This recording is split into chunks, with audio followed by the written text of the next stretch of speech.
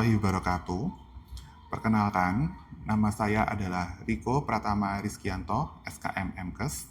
Saya adalah dosen pengajar di program studi S1 Kesehatan Masyarakat Fakultas Kesehatan Masyarakat Universitas Jember. Pada pagi hari ini, kami akan mencoba memaparkan terkait dengan pernyataan diri dosen dalam rangka unjuk kerja Tridharma Perguruan Tinggi dalam kegiatan sertifikasi dosen khususnya pada materi video pembelajaran. Adapun mata kuliah yang akan kami bahas pada pagi hari ini yaitu mata kuliah pengantar administrasi kesehatan dengan beban yaitu sebesar 2 SKS dan mata kuliah ini diberikan pada semester kedua.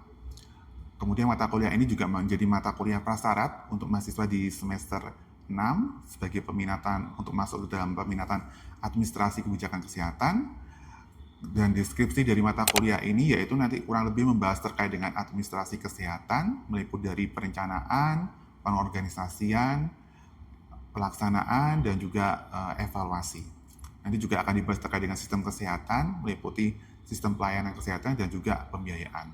Selain itu juga dibahas juga terkait dengan kebijakan kesehatan sendiri, dimulai dari kebijakan kesehatan nasional, global, siklus, implementasi. Kemudian untuk CPL prodinya sendiri, kita ada kurang lebih ada dua, yaitu CPL nomor 5, yaitu terkait dengan penerapan prinsip perencanaan dan pengelolaan sumber daya. Kemudian CPL nomor 7, yaitu terkait dengan kepemimpinan dan berpikir sistem. Namun untuk mata kuliah di TM yang pertama dan kedua ini fokusnya kepada CPL yang nomor 5.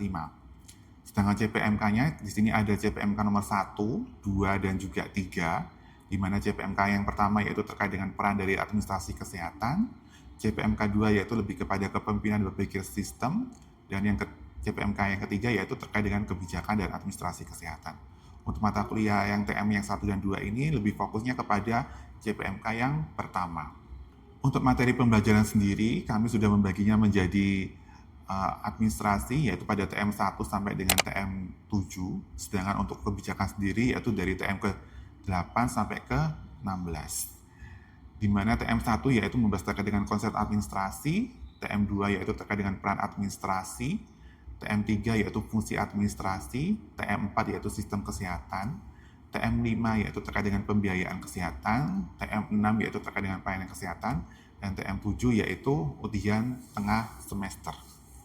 Pada TM8 kita membahas terkait dengan konsep kebijakan, kemudian TM9 yaitu kebijakan kesehatan, TM10 yaitu kebijakan kesehatan nasional, kemudian TM12 yaitu terkait dengan siklus kebijakan kesehatan, TM13 yaitu terkait dengan dinamika politik, kemudian TM14 yaitu terkait masalah dan isu kebijakan, TM15 yaitu terkait dengan implementasi kebijakan program jaminan kesehatan nasional, dan terakhir yaitu TM16 yaitu ujian akhir semester.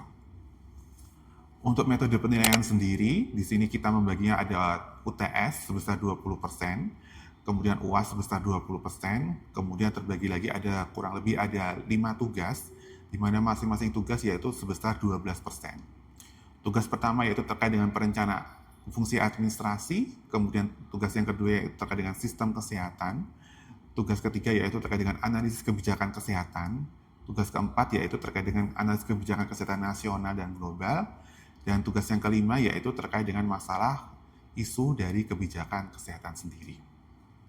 Untuk pembelajaran sendiri, mata kuliah ini sudah menggunakan student center learning dan juga menggunakan metode praktik belajar problem based learning, di mana nanti mahasiswa lebih aktif dengan mengerjakan tugas, dengan mengumpulkan tugas melalui LKM. Kemudian selain itu, mahasiswa juga diberikan ujian UTS dan UAS, dan nanti nilainya akan muncul di akhir.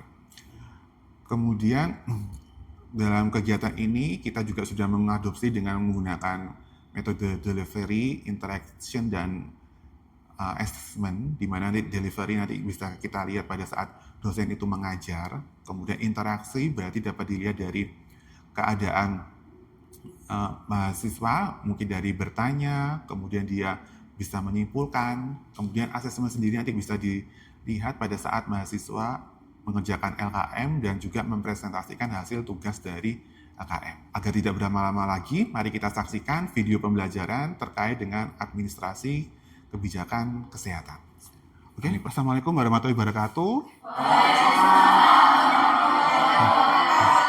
Oke, selamat malam adik-adik. Ya, bagaimana kabarnya? Baik ya. Oke, kita lanjut ke materi berikutnya ya. Kita sudah sampai di mata kuliah administrasi kebijakan kesehatan dasar. Sudah masuk ke tahap TM kedua. Ya, minggu lalu kita sudah bahas terkait dengan kontrak dan malam hari ini kita akan belajar terkait dengan konsep atau pengantar dari administrasi kesehatan. Oke, sebelum kita mulai, lebih baik kita berdoa terlebih dahulu agar diberikan kelancaran dalam memahami materi perkuliahan administrasi kesehatan dasar. Berdoa dimulai. Berdoa selesai. Oke, berikutnya terkait dengan materi, sudah bisa adik-adik akses ya. Bisa adik-adik buka di MMP, sudah Bapak upload. Bagi yang ada mengalami kendala terkait dengan MMP, bisa mengakses di itu ya, barcode-nya itu bisa di-scan nanti itu ya. Sudah ada bit.ly-nya, nanti materi sudah Bapak upload di G-Drive ya. Oke, sudah bisa dipelajari. Nanti kalau misalnya ada kesulitan, sudah Bapak share juga ke Mbak KMK ya, terkait dengan materi Bapak hari ini. Oke, lanjut berikutnya, ini adalah deskripsi mata kuliah. Ini secara umum ya, sudah kita bahas di minggu lalu. Apa sih sebenarnya yang dibahas di materi AKK gitu ya, administrasi kesehatan. Kemudian dimulai dari administrasi dan juga kebijakan. Kemudian ini adalah CPL yang dibebankan Prodi kepada mata kuliah ini, khususnya pada TM ini kita fokusnya ke CPL yang nomor 5, sedangkan CPMK-nya kita ke CPMK yang nomor 1, nomor 5A itu ya, menjalankan peran dari administrasi dan kebijakan kesehatan. Nah, ini masih ingat ya, kita sudah melakukan pembagian materi pada kontrak kemarin, di mana kalau sebelum UTS itu kita belajar terkait dengan administrasi, nanti kalau setelah UTS kita belajar terkait dengan kebijakan. Nah, kita sudah sampai ke tahap konsep administrasi, kemudian juga sudah ada pembagian tugas-tugas ya, sudah kita bahas ya terkait dengan UTS, tugas-tugasnya RTM, sampai dengan adanya UAS.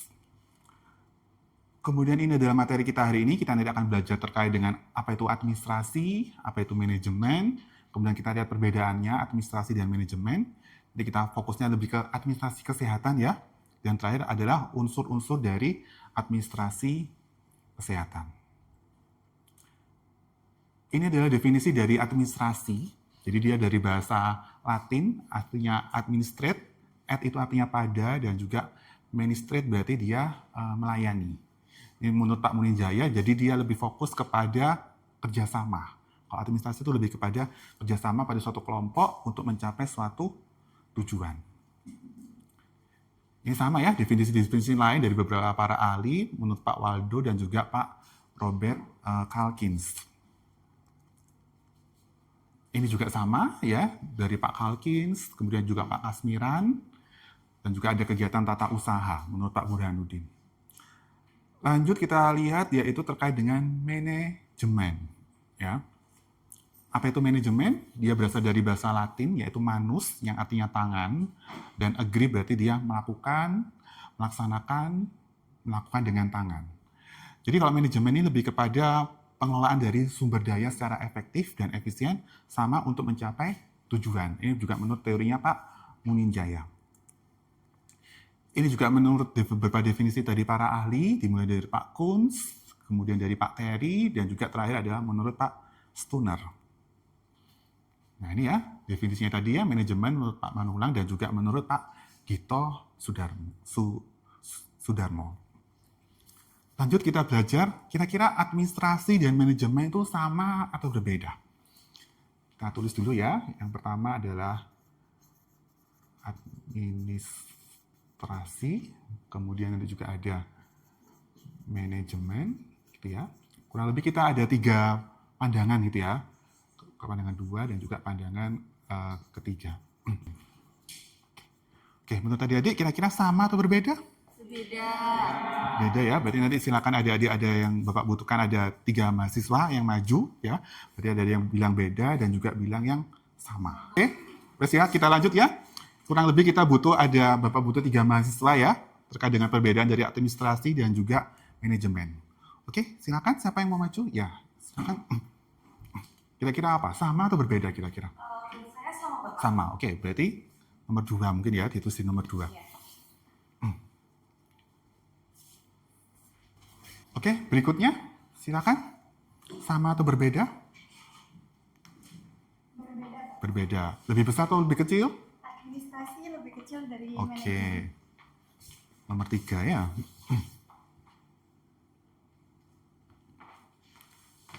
Lanjut yang terakhir. Ya, silakan. Sama atau berbeda? Berbeda, Pak. Berbeda. Menurut saya administrasi sendiri itu lebih besar daripada manajemen. Oke. Baik, terima kasih. Kalau misalnya kita gambarkan seperti ini ya, adik-adik ya. Gambaran kalau diagram Venn-nya tuh nomor 1 berarti yang ini ya. Berarti administrasinya lebih besar, manajemen yang ada di dalamnya. Kemudian kalau nomor 2 berarti dia beririsan tadi ya, administrasi sama dengan manajemen. Kalau yang nomor 3 berarti dia lebih kecil, administrasinya, manajemennya lebih besar. Oke. Ini adalah beberapa pandangan ya, mengapa dia mengatakan kapan sih administrasi itu lebih besar daripada manajemen, kapan administrasi itu sama gitu ya, dan kapan administrasi lebih rendah daripada manajemen ya. Jadi kalau lebih rendah itu lebih kepada kegiatan tata usahaan ya. Oke. Kemudian administrasi dia tuh sama dengan manajemen karena dia sama-sama ada POAC, menjalankan fungsi-fungsi dari manajemennya ya. Oke. Terus kira-kira menurut kalian, oh ini ada penjelasan lebih lanjutnya ya.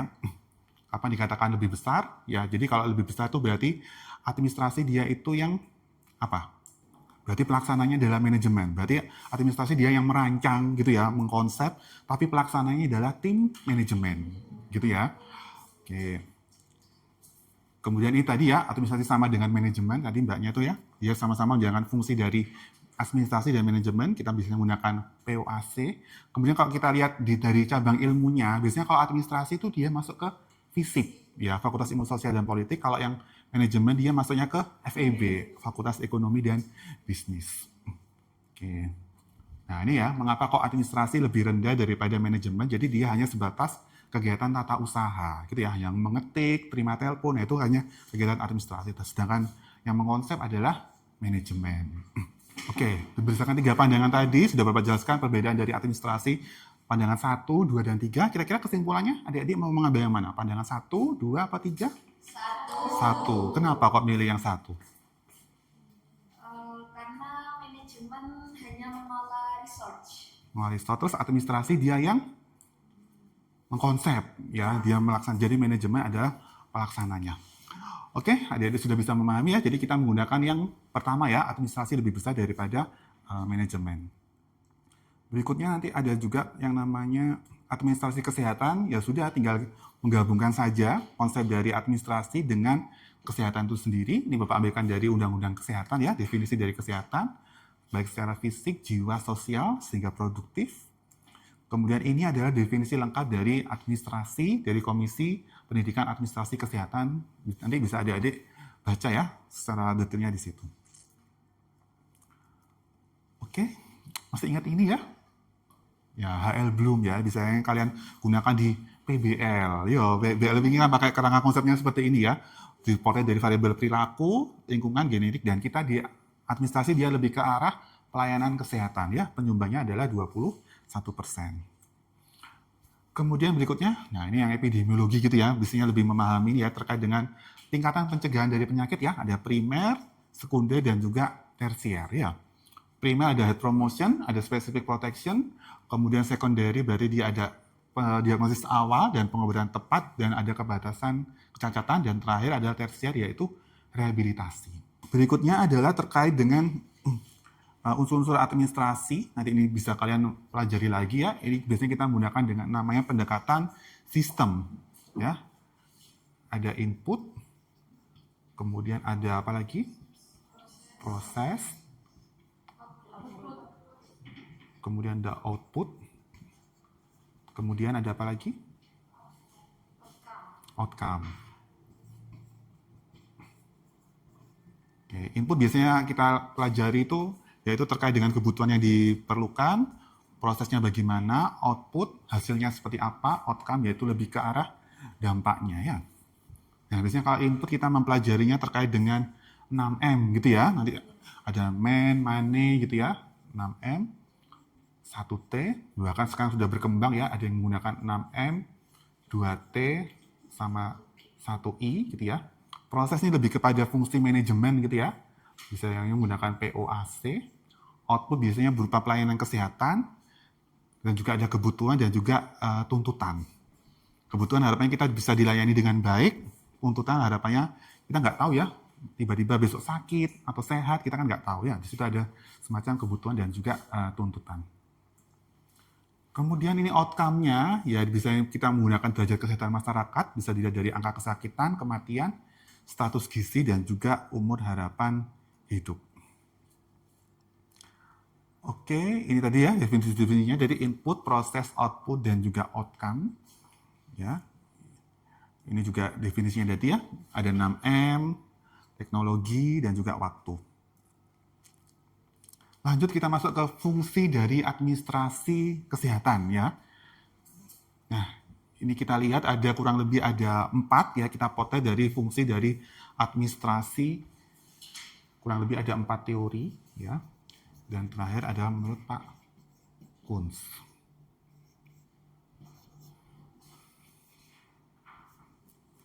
Oke, silakan ada didiskusikan ya. Dimulai dari kelompok 1, nanti silakan cari menurut Pak Terry itu fungsi dari administrasi itu apa. Kemudian kelompok 2 yaitu terkait dengan Pak Gulik, dia mendefinisikan fungsi dari administrasi itu apa. Kelompok 3 Pak Fayel, dan terakhir adalah kelompok 4 menurut Pak Kunz. Oke, kemudian ini Bapak sudah siapkan LKM-nya, ya ini silakan ada dikerjakan di LKM-nya, ya dimulai dari kelompok 1, ya, kelompok 4 ya. Oke, silakan ada di diskusi, kurang lebih 10 menit cukup ya untuk mendefinisikan dari masing-masing dari Pak Terry, Gulik, dan juga Pak Fayel.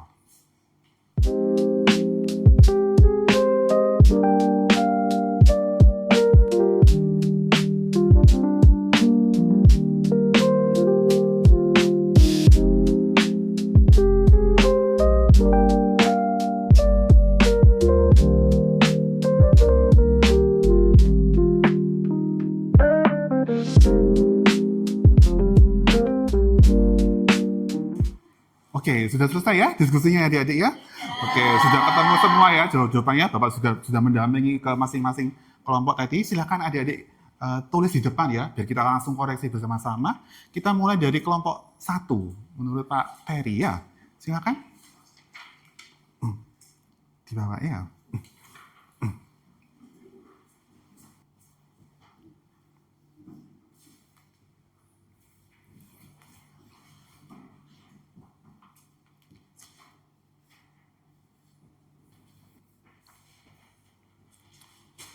Oke, terima kasih. Selanjutnya silakan kelompok 2.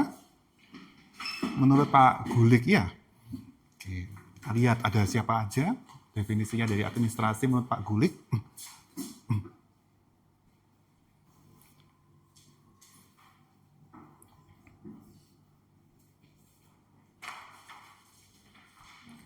Oke, terima kasih. Silakan kelompok 3 menurut Pak Fayel ya.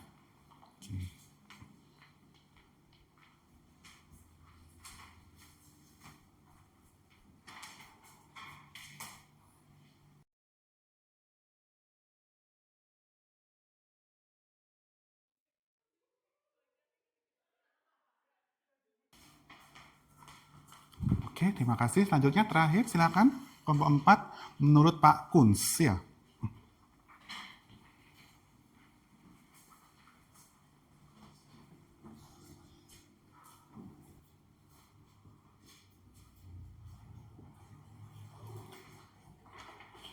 Oke, terima kasih.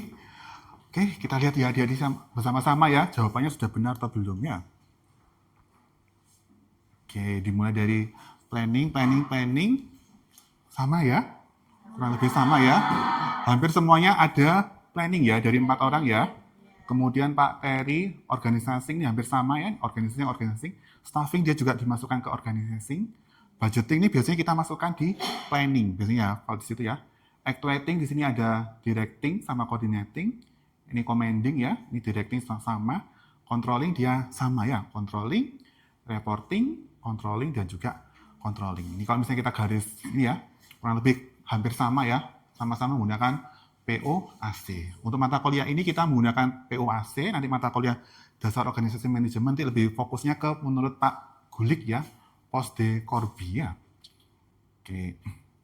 Oke, mungkin ada lagi yang mau ditanyakan terkait dengan fungsi-fungsi manajemen? Ya, silakan. Mungkin terkait fungsi administrasi selain dari 4 yang telah Bapak jelaskan, apakah ada fungsi administrasi lain? Oh, ada ya. Ini Bapak ini kan menurut para tokoh-tokoh ya, kita lihat yang ada di Indonesia gitu ya, kita lihat kurang lebih. Nah, kalau misalnya kita fokus ke manajemen puskesmas, nah kita bisa mengenal dengan namanya istilahnya P1, P2, dan juga P3. Ya, P1 itu biasanya lebih kepada perencanaan, kemudian P2-nya lebih kepada organizing dan juga actuating, kurang lebih bersama ya. Pengawasannya, controlling itu masuk ke P3. Ini kalau yang menurut manajemen puskesmas. Kemudian ada lagi kalau misalnya kita lihat dari menurut manajemen mutu, dia bisa menggunakan PDCA, ada juga yang menggunakan PDSA gitu ya, S-nya itu studi. Sedangkan kalau menurut kementerian, biasanya kalau kita Kementerian Pendidikan, kita menggunakan istilahnya PPEPP, ada penetapan standar, pelaksanaan, evaluasi, dan juga pengendalian dan peningkatan dari standar. Oke, kayaknya itu saja ya materi yang bisa Bapak sampaikan. Mungkin sebelum Bapak akhiri, kira-kira harus ada bisa yang menyimpulkan gitu ya. Bapak membutuhkan 2 mahasiswa yang bisa menyimpulkan materi pada malam hari ini. Silakan, siapa? Ya, silakan. Pada materi malam ini, perkuliahan malam ini, yaitu dijelaskan terkait pengantar administrasi kesehatan yang meliputi terkait konsep, elemen, dan juga fungsi. Yang pertama dijelaskan terkait konsep dari administrasi kesehatan sendiri, lalu yang kedua dijelaskan tentang konsep dari manajemen. Lalu terdapat perbedaan antara administrasi dan manajemen kesehatan, dan juga terdapat unsur administrasi, yaitu ada 4 unsur yang meliputi input, proses, output, dan juga outcome. Oke, terima kasih. Selanjutnya silakan ada yang menambahkan. Ya. Mungkin saya bisa menambahkan sedikit ya Pak. Untuk manajemen sendiri itu merupakan ilmu dan seni mengelola sumber daya organisasi secara efektif dan efisien untuk mencapai tujuan melalui fungsi planning, organizing, actuating, dan controlling. Secara umum sendiri, administrasi lebih berfokus pada penyusunan kebijakan dan tata usaha, sedangkan manajemen berfokus pada pelaksanaan, pengelolaan sumber daya, dan pencapaian tujuan organisasi. Oke ya, sudah bisa menyimpulkan, adik-adik juga sudah benar gitu ya, sudah bisa mendapatkan materi perbedaan dari administrasi, kemudian apa itu manajemen gitu ya, sudah diterapkan dari fungsi-fungsi manajemen dan lain-lain. Oke, kayaknya itu saja yang bisa Bapak sampaikan terkait dengan materinya. Minta tolong Mbak KMK bisa dikumpulkan LKM-nya ya. Oke.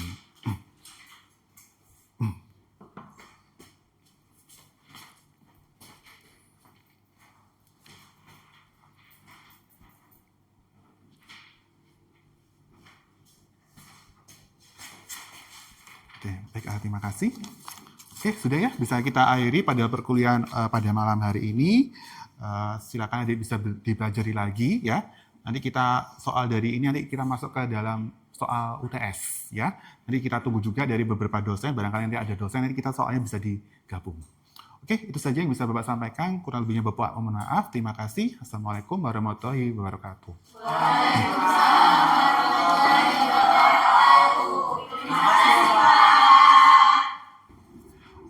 Tadi kita sudah menyaksikan terkait dengan video pembelajaran kelas, yaitu terkait dengan mata kuliah pengantar administrasi kesehatan.